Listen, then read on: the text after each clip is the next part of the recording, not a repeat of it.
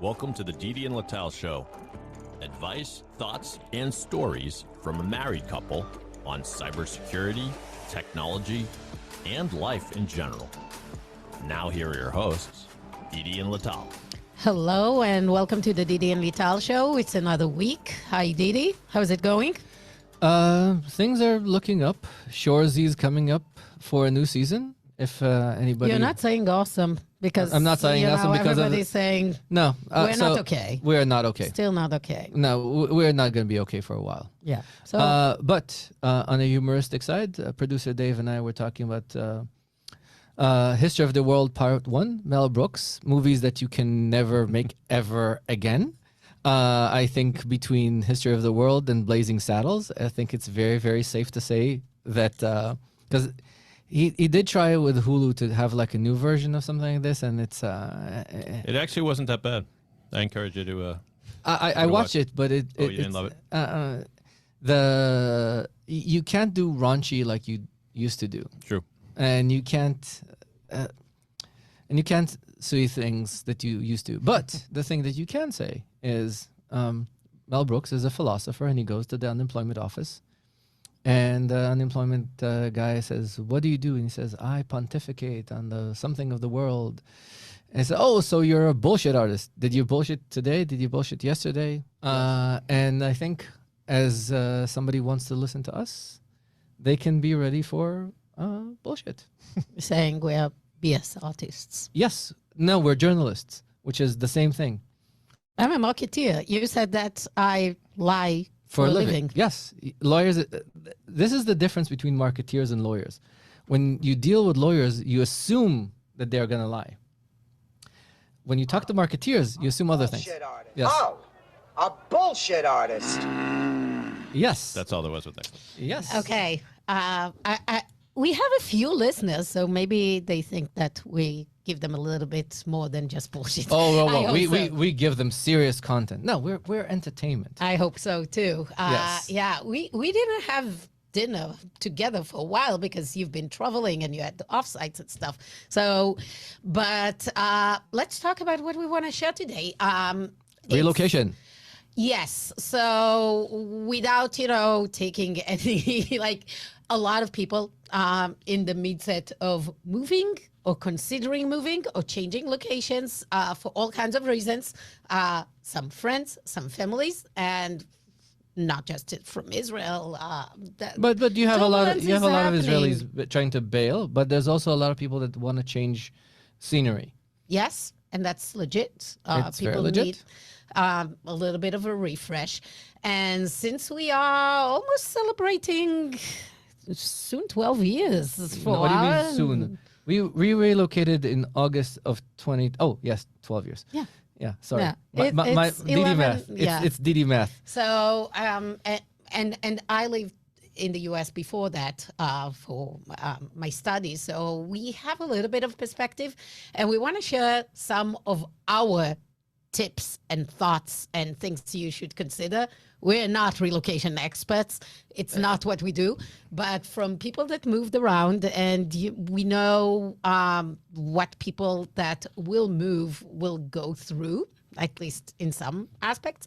So we wanted to share some thoughts, and we'd love if you have friends that want to move, consider moving, changing, Talk to us. just talk to us or share this episode, and we hope it would be helpful. And by the way, we have no expertise. And to be very, very honest, very much in the spirit of Didi and Lital, we invested zero thought and zero planning into our own move, and we winged it. So, and Maybe we start with what was our experience and what we learned from that, and then we can kind of like, Sure. from what we learned, we can kind of like So, go and first- see what others so- should do or shouldn't do. Yes. So first thing, I want to thank Larry Friedman and Brett Hartman, the CTO of RSA at the time, and my basically the guy that shared the office with me in the US, because they told me of a list of things that thou shall know. So if you remember, Larry told us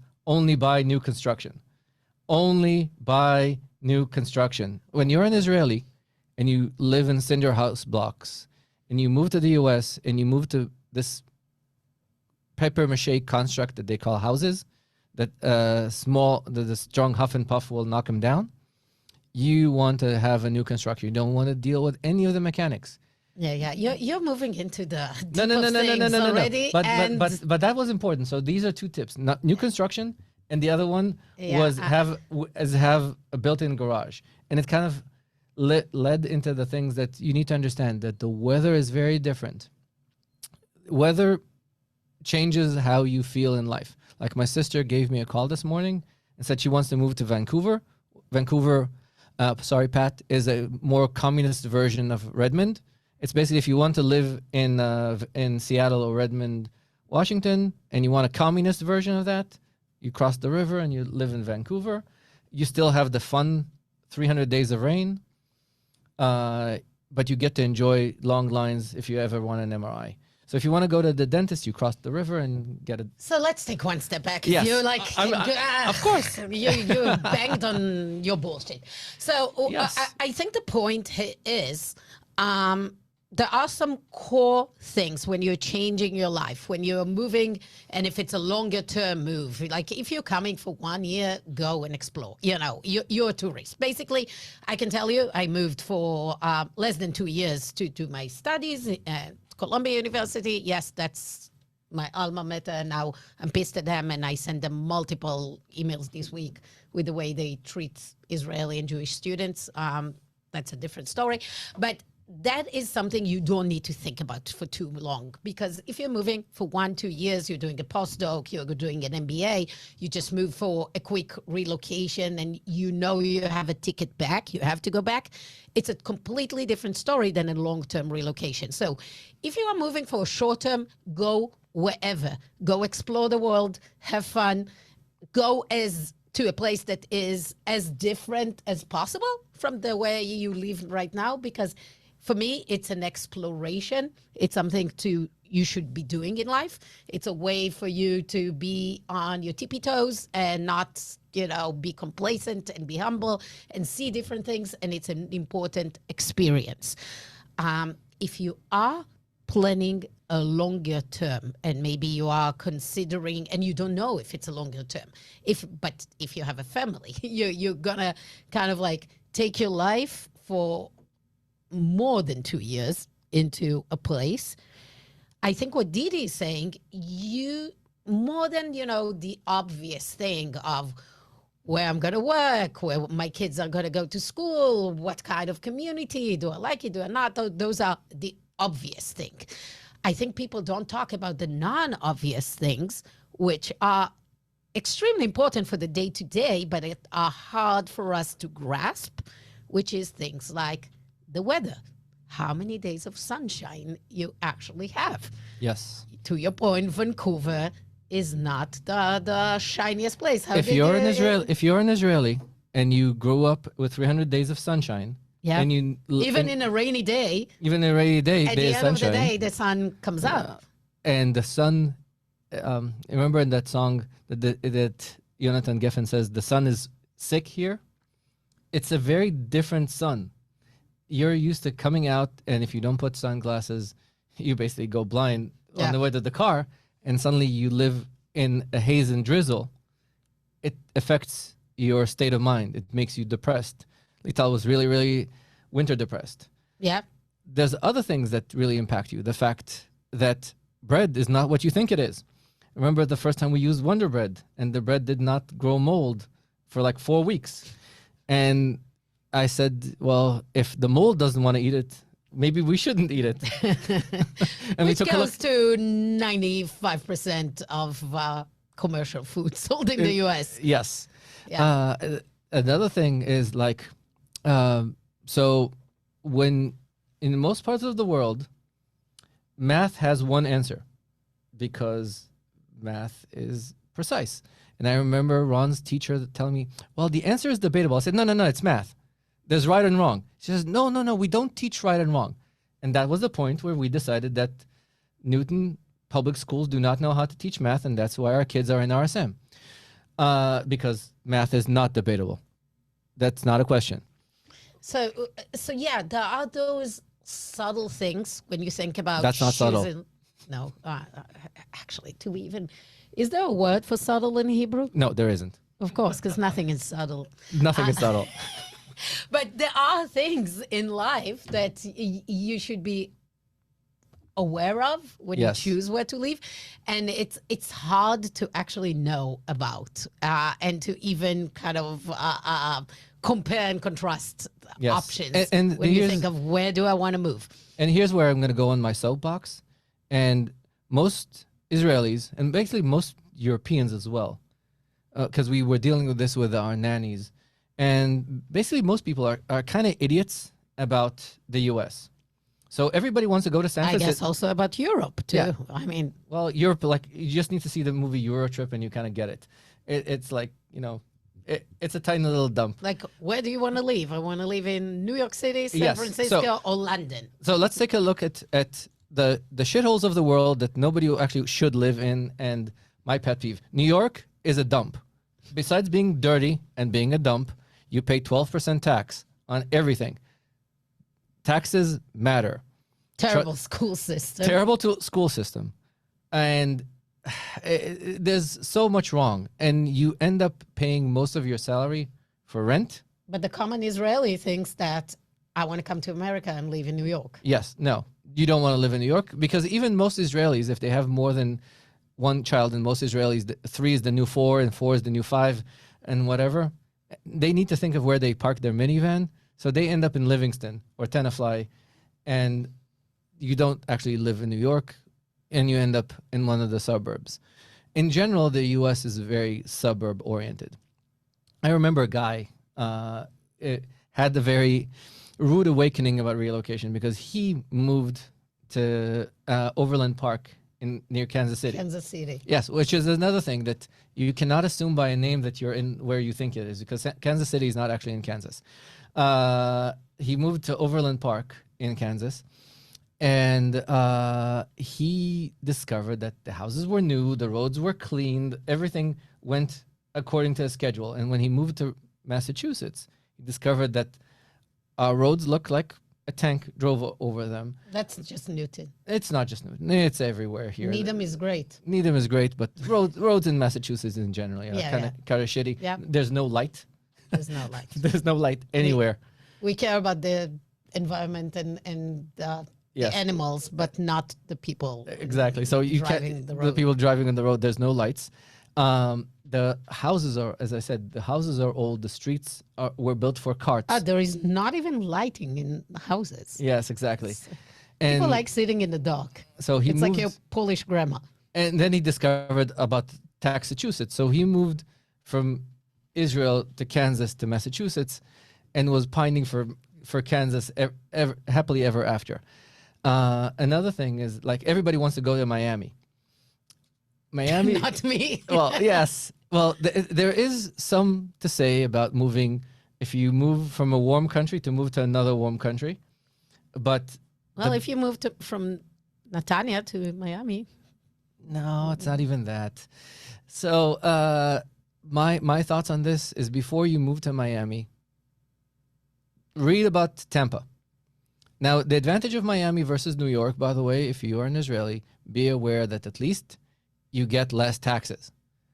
A lot less taxes. you get better weather, You get better weather, the hurricanes.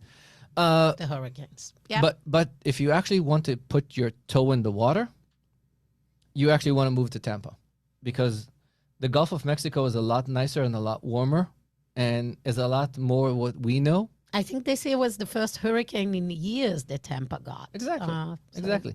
So be aware, if Tom Brady chose Tampa and he has much better salary than we do, consider that versus the other.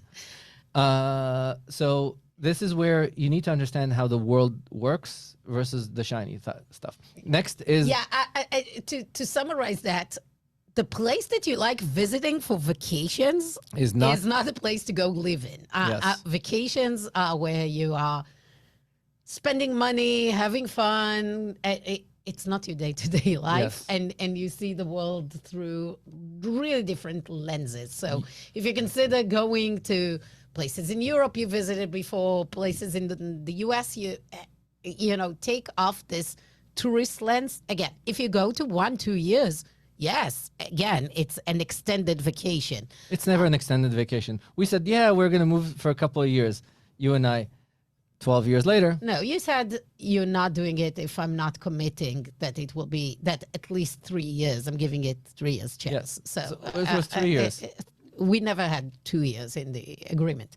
But yeah. So so that's one. The California as a whole, by the way, is something that people don't realize, that a lot of the big tech companies right now are leaving California in droves. Mm-hmm. In the post-COVID world, San Francisco right now is very hard to live in. Well, the only place that I think is still very viable is San Diego. San Diego's amazing. San Diego's amazing. La Jolla, which nobody knows where La Jolla is. We have tons of friends that relocated from here to there. Yes, because the beach. The beach, the weather, the people, the community. This is another thing that you need to understand, is try to spend some time there and assess the community.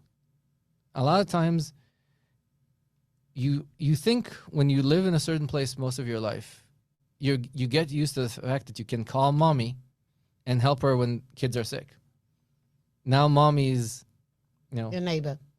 No, mommy is like a million miles away. And your neighbor is the one that if you need something, you should rely on. So check the community. Yes. So you need to understand the community. And the community really matters. And the other thing that really, really matters is to really understand taxes. The taxes, there's two certainties in life. I would say, let me generalize on that. You need to understand the Excel spreadsheet of the real cost of living. It's not just taxes. It's everything. A lot of things you think, oh, this is so much cheaper than in the place I live in. And some things are so much more expensive.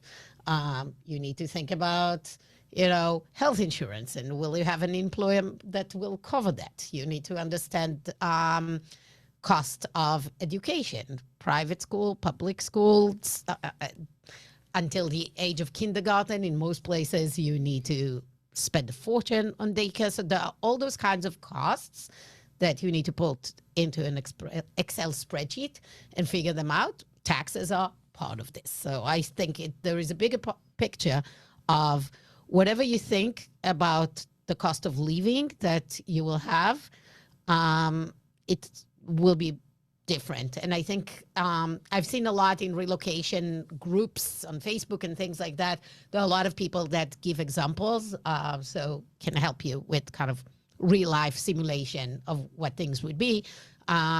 Always estimate more, because life is, you never. It's complicated. It's complicated. You don't know. So assume more. Relocation is an expensive thing. I think the most important thing that I want to say to anyone considering moving is that be flexible and expect the unexpected. Yes. The first 3 years are really a roller coaster. Only after 3 years, you start feeling that you belong.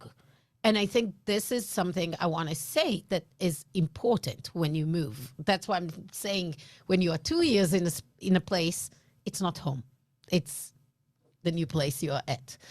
It takes 3 years, at least for me, but I think for a lot of people. I hear a lot of people that move that only after 3 years you are kind of get your routine, things start settling down, the kids get to know the language better, all those pains of the beginning becomes to ease up, and then you can start seeing the pluses and minuses of the place, seeing things in a different aspect.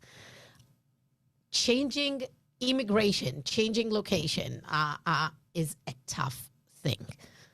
It's everything in your day-to-day that is becoming different. You need to communicate, not in your native language. In many of the cases, you need to deal with bureaucracy. And there's another thing. Some countries have terrible bureaucracy, and you need to prep yourself for that. Yes. Hello, paperwork. You know, The waivers. everything. I mean, Sending for kids- Israelis, the level of red tape, of bureaucracy, of paperwork you need to go through when you are in the US is just unbearable. So prep for that. There is nothing you can do. That's part of life. This is the culture. This is the way things work. You know, when you apply for a visa, you know how much paperwork you have. Think about it like 100 times every day, applying for everything. Sending your kids to a trampoline experience at a birthday party. You need to fill out 30 forms to just have your kid bounce on a trampoline and have the right kind of socks.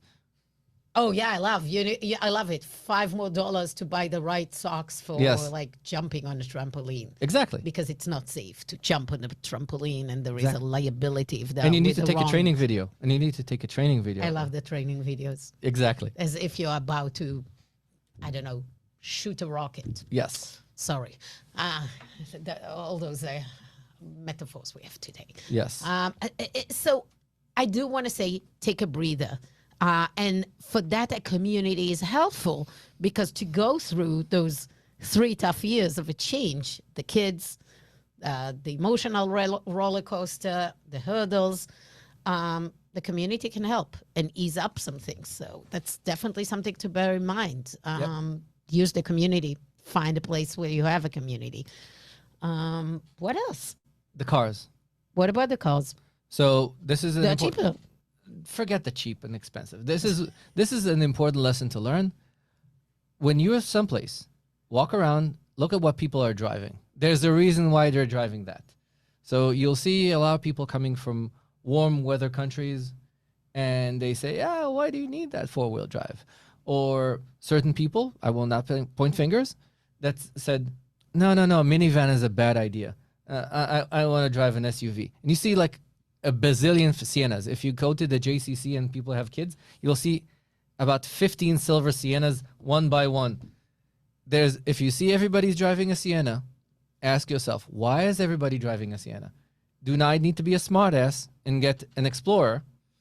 As you know, Ford is fix or repair daily. Or should I get a Sienna like everybody else? Well, we got a Ford because they didn't. It was from your work. Or like we didn't have a credit line. I don't know. No. We got an SUV. We got an SUV because of you. I said, let's get a Sienna. But we have a Sienna. Have a Sienna. Now it's like as old as... It's a Petri dish. It's a big, big Petri dish. If you sit in the back of the seat of our Sienna, I do not guarantee that you can step out of it. Leah likes to hide food. She has this mentality of hiding food in places just in case. And there's a lot of food hidden in different locations in the car. She's almost 16, and we have the car since she was an infant. Exactly. So, the look around. This is a conversation I had. If you're in a place where you see everybody's driving an F-150, more likely than not, there's a reason why you need an F-150. And by the way, that's the most common car in the U.S., the F-150. So unless you're in New York or in California, more likely than not, if you're in the Carolinas, you need a truck, because you'll discover that there's a whole bunch of stuff that you need to move. This is the DIY thing. This is another part. Understand what services are available, because a lot of times this is something that's really, really weird depending on, even when you relocate inside the U.S. There are states where DIY, do it yourself, is like a way of life. And there's just not, there isn't going to be a person to do this, because everybody does it, so nobody professionalizes in this. So there is no handyman to go There's help no handyman. You fix, repair, you maybe... Even fixing like your cabinets. Like cabinets are out of alignment. You need to get a YouTube video and buy the tools and do this. By the way, I hate it. I hate it with a vengeance. I'm willing to pay whatever.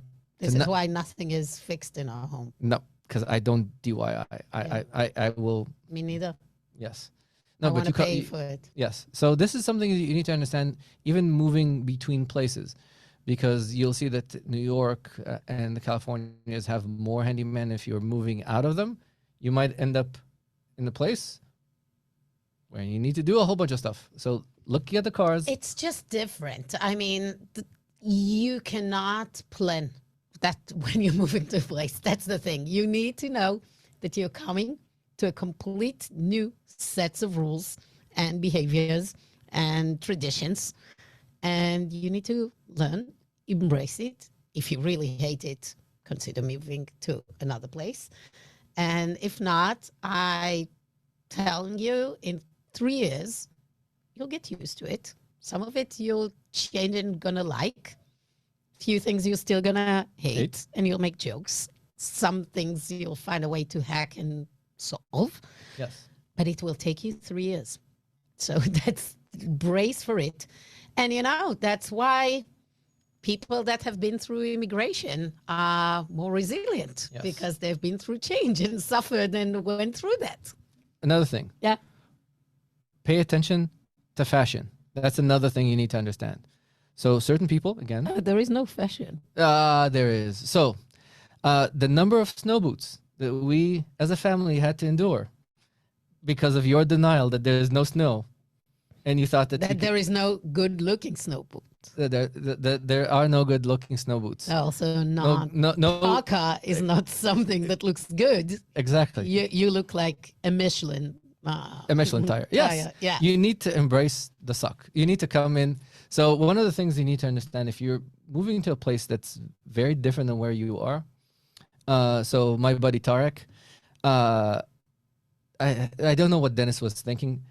Moved him January 1st for tax reasons. Moved him January 1st from India to Boston. Can you imagine somebody moving from India? That is very, very important. If January you're coming in the winter from a warm country, there is a point in the winter that it will be hard to still find. Joy in life. Yeah, but forget about that. Even buying winter gear and whatever you yes. think is your winter gear from Israel, No. just your Uniqlo BB-like jacket, leave it at home. I don't know. This is what Leah calls my summer jacket. Yes. When she's in the summer wearing a puffer. Yes. That's what Israeli think is a like winter jacket. a winter jacket. So it's not going to help you. All those sweaters that it's not going to help you. Fleece sweaters, not going to help you. So that is something that is important to think about. You need equipment to go through winter. And if you're coming in late January, beginning of February, you're coming here, it will be hard to find them in stores because sale is already gone. You can still find them, but yeah, it's already springtime in stores. So something to plan in advance. Yes. The other thing that I found that is also important, besides understanding fashion, is understanding the nuance of language. So even between when you move inside the U.S., there's the nuance of language. There's a bunch of movies coming from the Holderness family. They have like a Midwesterner dealing with a Bostonian. This is a very nice set of videos to watch of what the euphemism actually means. Like when somebody says "bless your heart," they mean you're an idiot. Things like that. And let me help you with this as an example. Or you should do this means do this, dummy. And a lot of times I suggest you do this. Exactly. It means do it. It means do it. So there's like these differences between parts of, because the subtleties, what we don't have in Israel. Forget the Israel. Even when you go between the East Coast into the flyover states. The fact you call them that way, yeah. There's a reason why they're called flyover states. So when you move from the East Coast to the Midlands, there's a change in pace. There's a change in dynamics. You need to. I think it's really important because I see it a lot with people that just moved in and need to handle, let's say, communication with school teachers. We are too direct. we are offensive the way we talk. We think it's fine, but the way our language is built and the way we are tuned in to talking, expressing ourselves, not to say even in writing. So if you are, let me tell you this, if you are about to write a letter to the teacher of your child's teacher. ChatGPT is your friend. ChatGPT is your friend. You have to copy paste before sending, copy paste it into ChatGPT and ask it to rewrite it as assertive but polite tone. Remember, ChatGPT, copy paste, ask it to change the text to be assertive but polite. Thank Yes. me afterwards. Yes. I agree. Yeah. yes. Thank goodness for ChatGPT for saving us. Yes. And when you talk, I maybe we need the ChatGPT to help us. Yes. Talk. And in general, do a tag team. So, for example, Lital and Yana don't allow Dennis and I to talk to teachers Oh my God. unsupervised. No, you're not. Yeah, you're not allowed. He's not coming to parent-teacher meetings. Yes. That's persona non grata in school. Yes. I think we are out of time. I think we're out of time. Although I can pontificate on this one for a very long time. Well, we can add other people's comments and thoughts. And if you've been through a relocation, when we post this, we'd love to get your thoughts. Maybe we'll have a follow-up session. If you have specific topics that you want to ask us, give us a try. Maybe we can provide you with some insight. Well, thank you so much again, Didi. Thank you. The Didi and Lital Show is a weekly podcast. Please rate and review us wherever you get your podcast. If you like this episode, if some of your friends are going through or thinking about a relocation, please share it with them. And we'll see you next week. See you next week. Thank you.